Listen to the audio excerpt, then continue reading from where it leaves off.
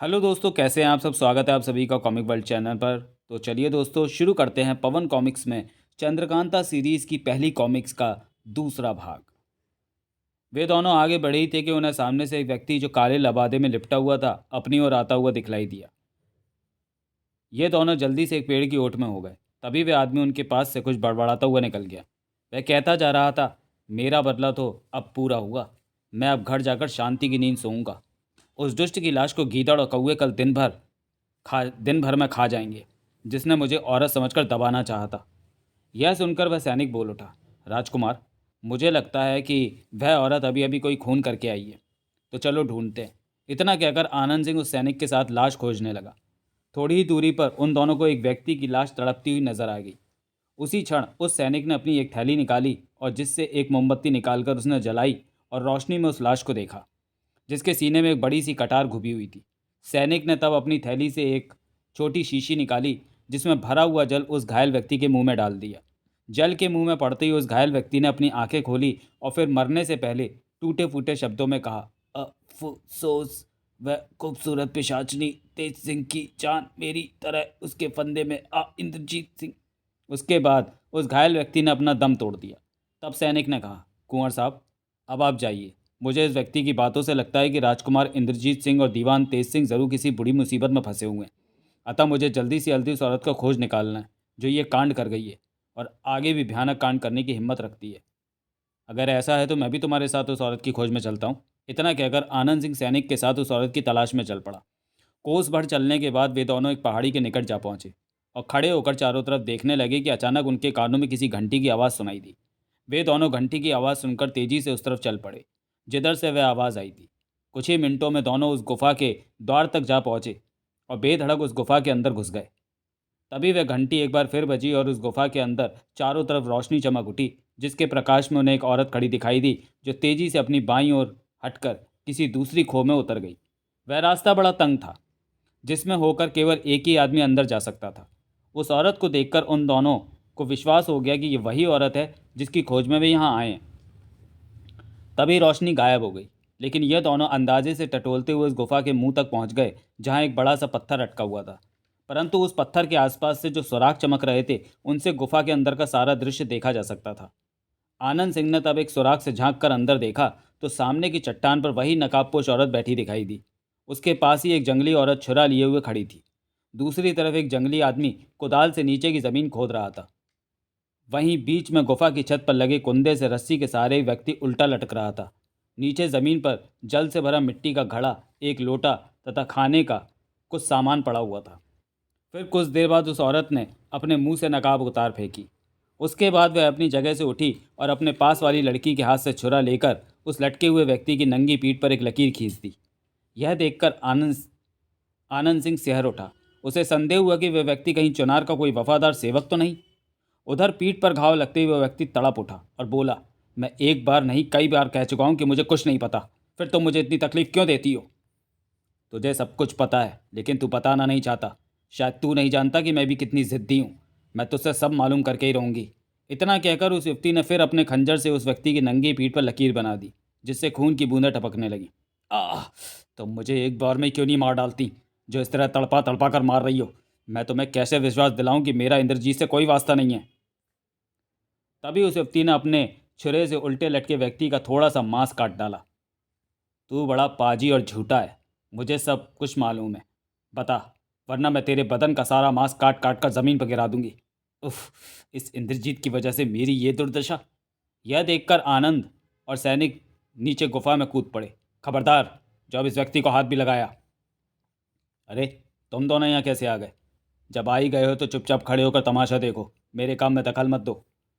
तभी आनंद ने अपनी कटार से उस व्यक्ति की रस्सी काट दी। बंद करो ये खूनी तमाशा, पकड़ लो इसे। युवती का आदेश पाते ही वे तीनों आनंद सिंह के ऊपर झपट पड़े, लेकिन आनंद सिंह ने जोर से एक झटका दिया और वे तीनों दूर जा पड़े। ओए! तभी गुफा के द्वार पर एक सन्यासिनी आ खड़ी हुई, जिसके एक हाथ में त्रिशूल और दूसरे हाथ में तेज धुआं उगलती हुआ खप्पर था। खबरदार आनंद सिंह, अब आगे कुछ ना करना वरना बहुत पछताओगे। ये सन्यासिनी कौन है और यहाँ कैसे आ पहुंची। उफ, इस बेवकूफ़ ने जानबूझकर हमारे लिए मुसीबत खड़ी कर दी है। कुछ ही देर में वह जहरीला धुआं गुफा के अंदर भर गया और वे सभी बेहोश होकर ज़मीन पर गिर पड़े। चलो, एक काम से तो छुट्टी मिली। उधर एक दिन महाराज शिवदत्त का लड़का भीमसेन एक जंगली सुअर का पीछा करते हुआ अपने सेवकों से बहुत दूर निकल आया तो उसने देखा कि एक युवती ने भाला मारकर सुअर को ज़मीन पर गिरा दिया। यह देखकर भीमसेन भड़क उठा। ए लड़की, तूने मेरा शिकार क्यों मारा? शायद तुझे मालूम नहीं कि यह जंगल मेरा है, यह शिकार मेरा था। वाह रे तेरा जंगल, वाह रे तेरा शिकार। तू 3 मील से पैदल चला आ रहा है और एक सुअर तक नहीं मार सका? तो तू इस तरह नहीं मानेगी, तुझे सबक सिखाना ही पड़ेगा।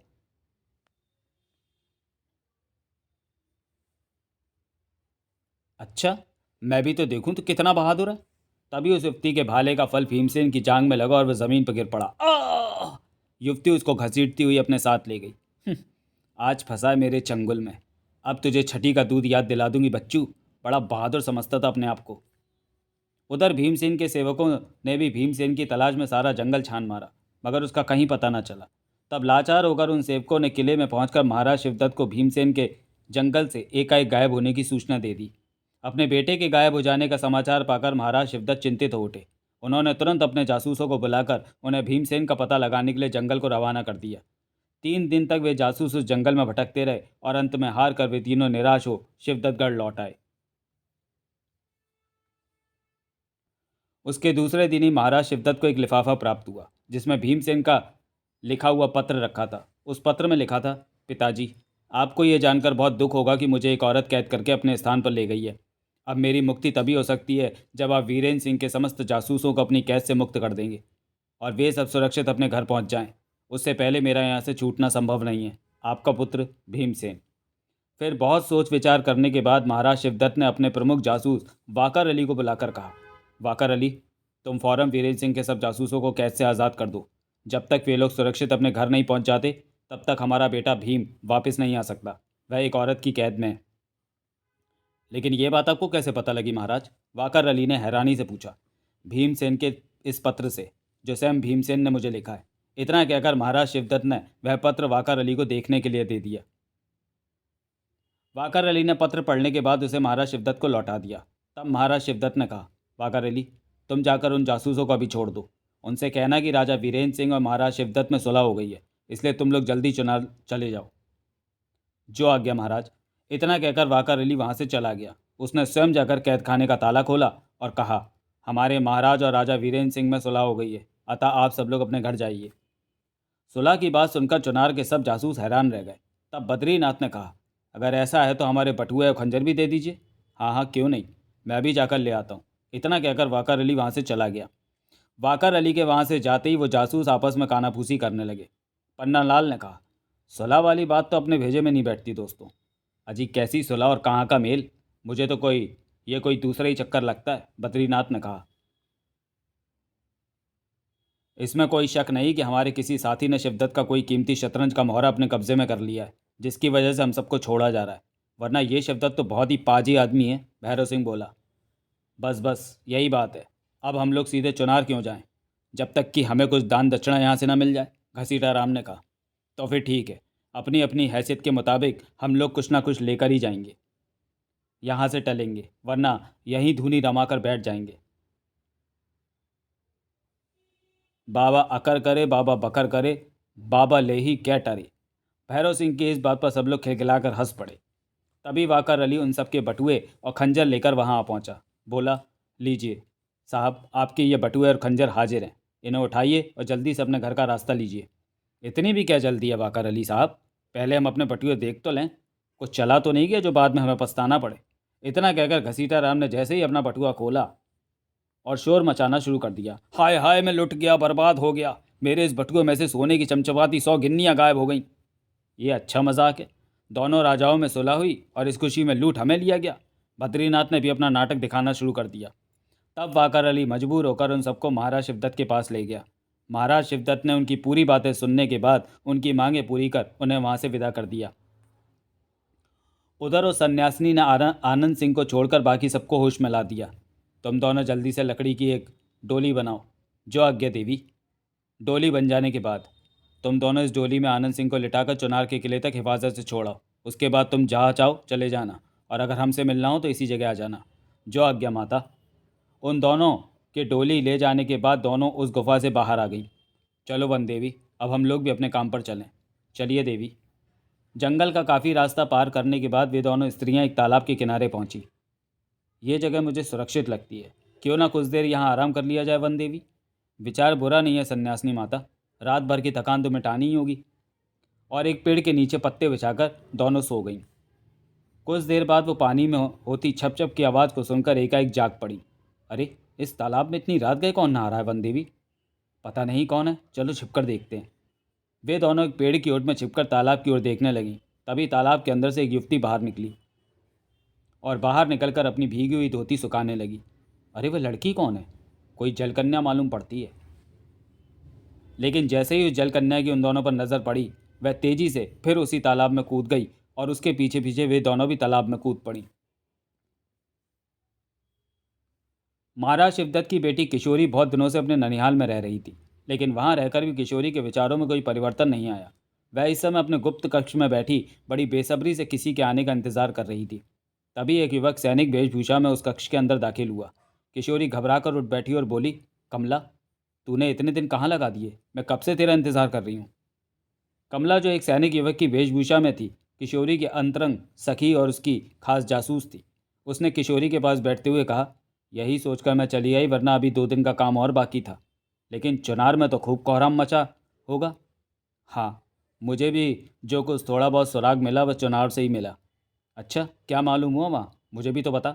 तो सुनो, मैं जब बूढ़े सौदागर का वेश बनाकर तुम्हारे तस्वीर जड़ी अंगूठी इंद्रजीत सिंह को दे आई, तो उसके तीसरे दिन इंद्रजीत और आनंद सिंह अपने एक बूढ़े सेवक के साथ नाव कर सवार होकर गंगा की सैर को निकल पड़े। लेकिन चुनार से थोड़ी ही दूर निकलने पर उन्हें पास के जंगल से किसी के गाने बजाने की आवाज़ सुनाई दी। उन्होंने अपनी नाव किनारे लगाकर जब जंगल में जाकर देखा तो वहाँ तुम्हारी मौसेरी बहन माधवी ने तुम्हारा रूप धारण कर पहले ही अपना जाल फैला रखा था। वह इंद्रजीत सिंह को न जाने किस प्रकार धोखा देकर वहाँ से ले उड़ी। तुम्हें यह कैसे मालूम हुआ कि माधवी ने मेरी सूरत बनाकर उन्हें धोखा दिया था? वह इस तरह मालूम हुआ कि लौटते समय जब मैं उस जंगल से होकर गुजर रही थी तो रास्ते में मुझे एक कंगन पड़ा मिला, जो माधवी के हाथ का था, जिसे मैं खूब अच्छी तरह पहचानती थी। इसलिए मुझे यह विश्वास हो गया कि यह काम माधवी का ही है, और तब मैं उसके घर पहुंची और उसकी सखियों से सब पता लगा लिया। फिर तो इंद्रजीत सिंह उसी के महल में होंगे। नहीं, अगर वह वहाँ होते तो क्या मैं इस तरह खाली लौट आती? फिर उस चांडालनी ने उन्हें कहाँ छिपा कर रखा है, इसी का तो मुझे पता लगाना है, और एक दिन मैं उसका पता लगाकर ही दम लूँगी। लेकिन तो अकेली क्या कर सकेगी कमला? तुम सिर्फ तमाशा देखती जाओ, मैं क्या तमाशा करती हूँ। लेकिन उससे पहले मैं तुमसे एक बात का फैसला कर लेना चाहती हूँ। बाद में उसके लिए मुझको दोष न देना। किस बात का फैसला कमला?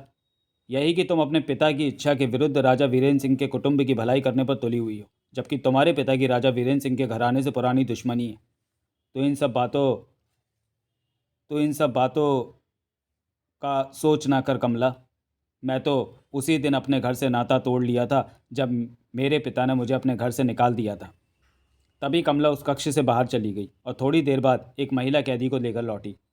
उस औरत को देखते ही किशोरी का चेहरा क्रोध से तमतमा उठा।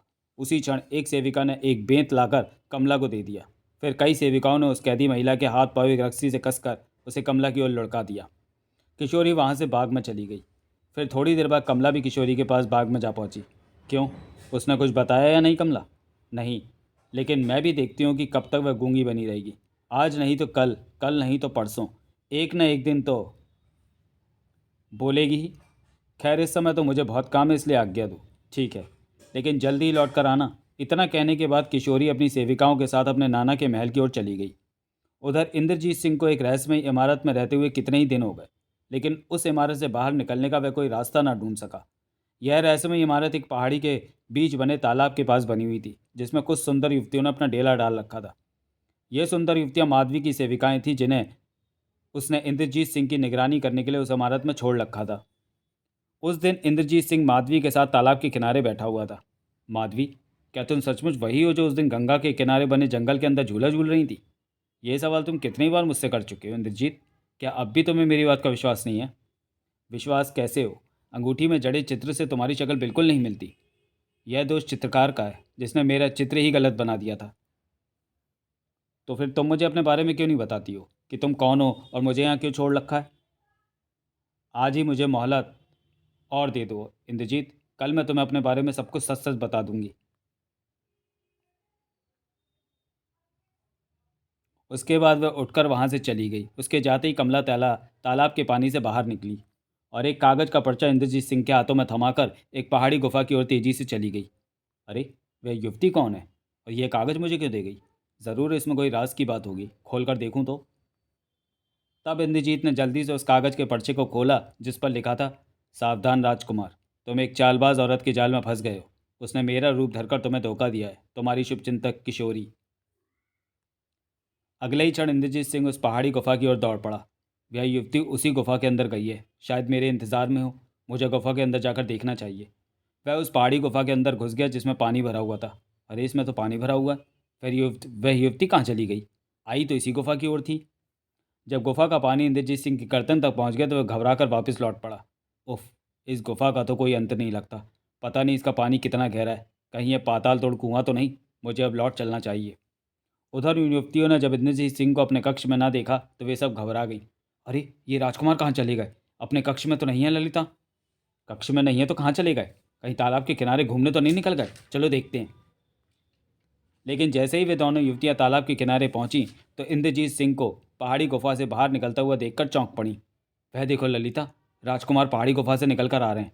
लेकिन ये उस पहाड़ी गुफा में क्या करने गए थे? उसमें तो पानी भरा है। फिर इंद्रजीत सिंह के पास आने पर, उफ, ये आपने कौन सी नादानी की राजकुमार? आपको शायद मालूम नहीं कि वो गुफा कितनी खतरनाक है। मुझे क्या पता था? मैं तो चश्मे का तमाशा देखते देखते गुफा के अंदर चला गया और पानी में भीग कर लौट आया। चलिए कपड़े बदल लीजिए। अगर माधवी को पता लग गया तो वह व्यर्थ में हम पर क्रोध करेगी।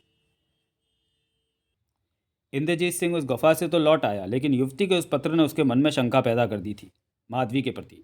वह अब माधवी के बारे में जानने के लिए उत्सुक हो उठा। इसलिए दूसरे दिन जब माधवी वहाँ आई तो वह सबसे पहले अपना प्रश्न कर बैठा। आज मैं तुम्हारा कोई बहाना नहीं सुनूंगा और तुम्हें आज सब कुछ सच सच बताना होगा। अच्छा, पूछो।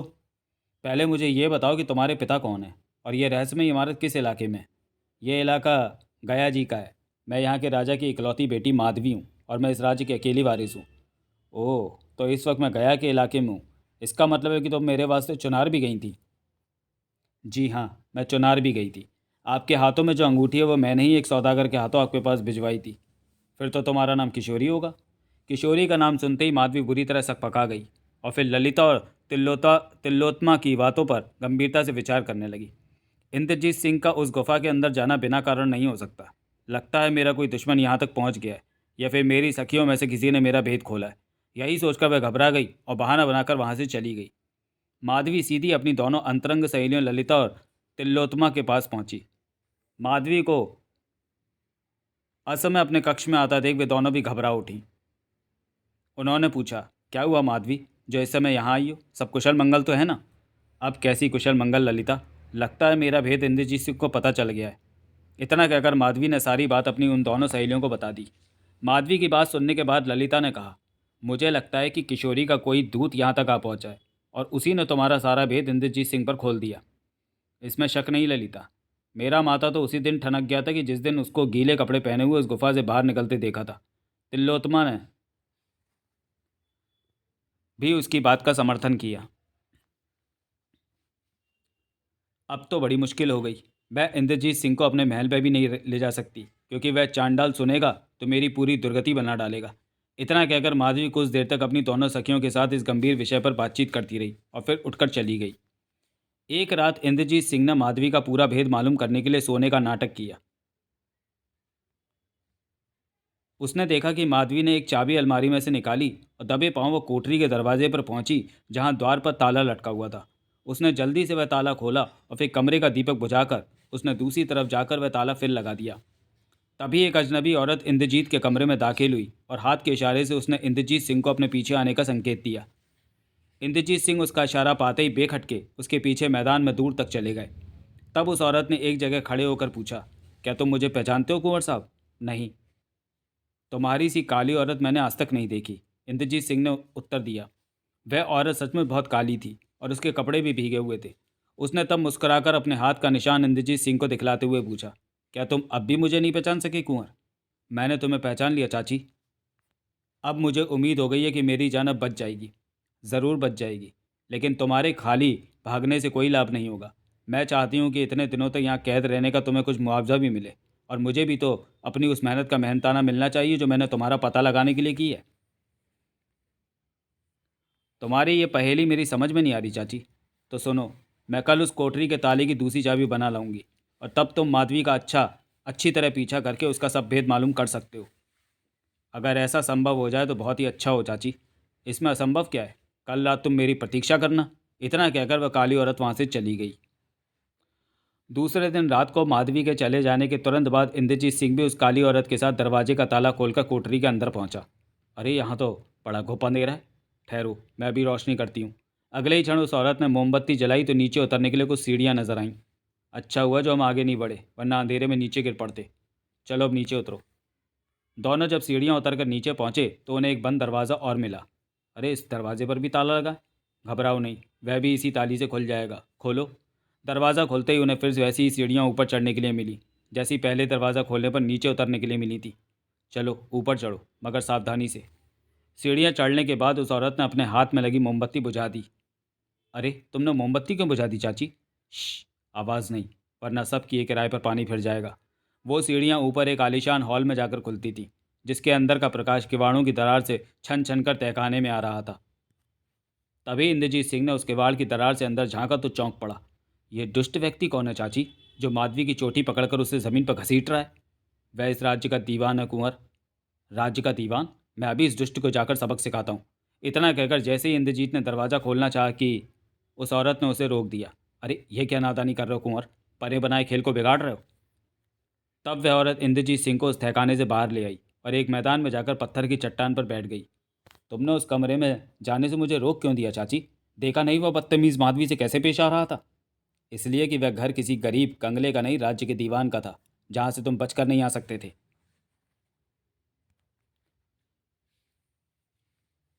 वे दोनों उस पत्थर की शिला पर बैठकर इस गंभीर समस्या पर बातचीत करने लगे। अब क्या होगा चाची? इंद्रजीत ने पूछा। होगा क्या? सहज ही यह समूचा राज्य तुम्हारे कब्जे में आ जाएगा, तब तुम यहाँ के महाराज कहलाओगे। लेकिन यह कैसे संभव हो सकता है चाची? ये सब तुम मुझ पर छोड़ दो कुंवर। मैं 10-12 दिन बाद आकर तुमसे मिलूंगी, लेकिन उस वक्त तक तुम माधवी को यह जाहिर ना होने देना कि तुम्हें उसका राज मालूम हो गया है। फिर देखना मेरे हुनर का कमाल कि मैं तुम्हें यह राज्य किस सहजता से दिलवाती हूँ, जिसका मिलना हजारों सिर कटने के बाद भी मुश्किल था। अच्छा, अब मैं चलती हूँ। इतना कहकर वह काली औरत एक पहाड़ी गुफा की ओर चली गई। इंद्रजीत सिंह अपने कक्ष की ओर चल पड़ा। लेकिन उन दोनों की बातचीत एक अन्य व्यक्ति ने छुप कर सुन ली थी, जिसका पता उन दोनों को ना चल सका। इस गया राज्य पर मुख्य रूप से 3 व्यक्तियों का अधिकार था। एक राज्य का दीवान अग्निदत्त, दूसरा उसका सेनापति कुबेर सिंह, और तीसरा शहर कोतवाल धर्म सिंह। एक तरह से ये तीनों ही प्रमुख व्यक्ति राज्य के शासक थे। उधर चुनार के जासूस एक तालाब के किनारे बैठे किसी महत्वपूर्ण योजना पर विचार विमर्श कर रहे थे। सच पूछा जाए तो यहाँ सिर्फ तिलोत्तमा और ललिता ही शैतानी की जड़ हैं। जगन्नाथ ज्योतिष ने अपना अनुभव बताया। उनकी आप चिंता ना करें ज्योतिष जी, क्योंकि जब तक वे लोग अपना काम करेंगे तब तक वे दोनों चाची के फंदे में जा फंसेंगी, तारा सिंह ने कहा। बेशक ऐसा ही होगा, क्योंकि उन्होंने कहा भी था कि तुम लोग इस काम को करो, तब तक मैं जैसे भी बन पड़ेगा ललिता और तिलोत्तमा को अपने जाल में फांस लूंगी, बद्रीनाथ बोला। लेकिन चलने से पहले अपना अपना शिकार तो बांट लो, भैरव सिंह ने कहा।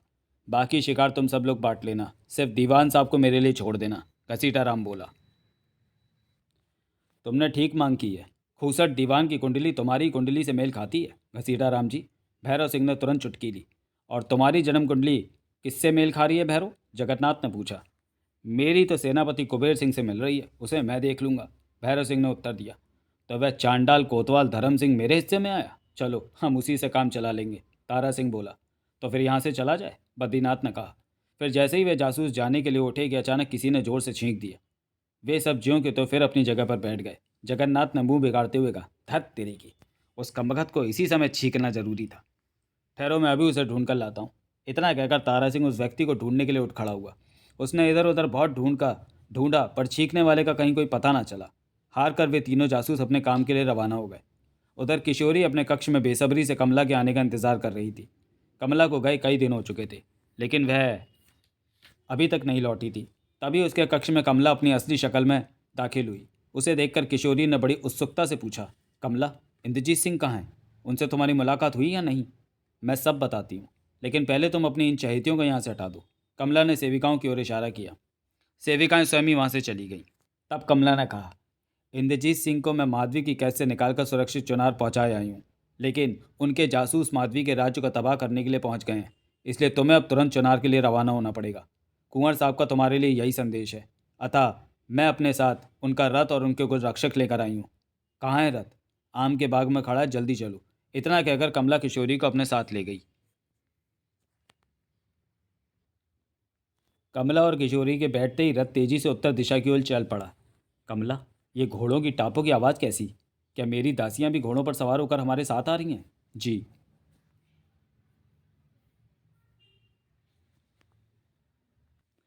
लेकिन जब रथ कच्चे और उबड़ खाबड़ रास्ते पर जाने लगा तो किशोरी ने पीछे का पर्दा हटाकर बाहर झाँका तो चौंक पड़ी। चुनार तो पूरब दिशा में है और ये रथ पश्चिम दिशा में क्यों जा रहा है?